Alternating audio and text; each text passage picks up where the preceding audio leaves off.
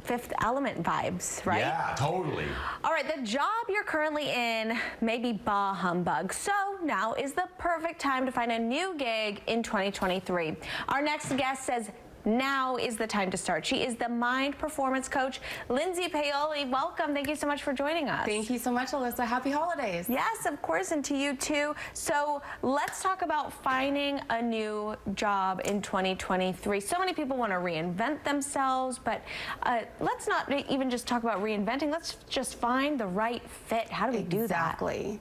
And this is right up my alley. I'm actually an ex-therapist, so I worked specifically with individuals experiencing burnout and the symptoms that come with it, the anxiety and depression. So we know how disruptive that can be. Yeah, absolutely. And so now I work with companies to create a culture of prevention, of mental health prevention. So being able to share with the public these tips to show that burnout can be affected both by the company and the individual is exciting for me. Yeah. So, okay, so what are some of your tips? How do you find something that excites you? Yes, first and foremost, find the thing that is exciting and igniting to you. And that's always changing, right? Because we're ever evolving. Yes. So take some time to reflect on maybe you want to be challenged more than you currently are in your role, or maybe you're ready to just have a job where you clock in, clock out, and don't worry about it.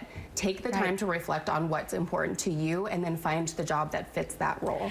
I'm so glad that you mentioned that because, you know, for some people, they may have different boxes that they need to check off. And if it is just going in and working those hours and coming home to do that hobby that you love or spend more time with your family, then that's fine too, right? Exactly. Stress comes from not being in alignment. And that brings me to my second tip, making sure that you're choosing a company that's in alignment with your values. So if your values have changed to want some more flexibility, more of that work-life balance, make sure you're not choosing a traditional company that's kind of set in its ways. You want to choose more of a startup that maybe offers hybrid or flexibility options. Okay. Just like any other relationship, you don't want to go in knowing you can improve the company. You want to find a company that's going to complement your skills. Sure. And how do you really find the company's values? How do you get into that? I think it's really important that you're having true conversations with your interviewee. We get really intimidated in the interview process, but remember that you are interviewing them just as much as they're interviewing you.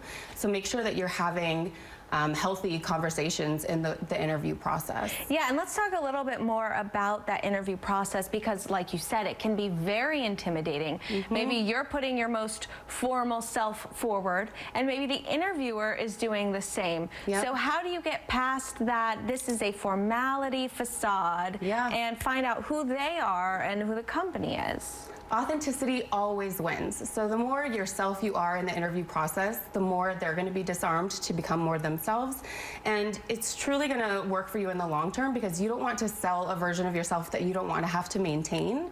That's a great point. Yeah, and that kind of bites you in the butt in the long version anyways. So the more you can truly be yourself in the interview process, the better. Right, and I'm sure that that's a frustration too on the employer's end, where it's they expected somebody to do all this that you promised them in the interview, and then you show up to work after a few months and that's not who you are at all. Exactly. So tell me a little bit more about your work with companies and the service that you provide for them. Absolutely. So having come from a mental health background, I know that we are currently in a mental health crisis, and making sure that we're talking about prevention from the top levels of executives who are also learning how to manage work-life balance and manage stress in the best way, to me is important because then it trickles down to all of the employees who look up to them and to the way to receive the amount of success that they've achieved.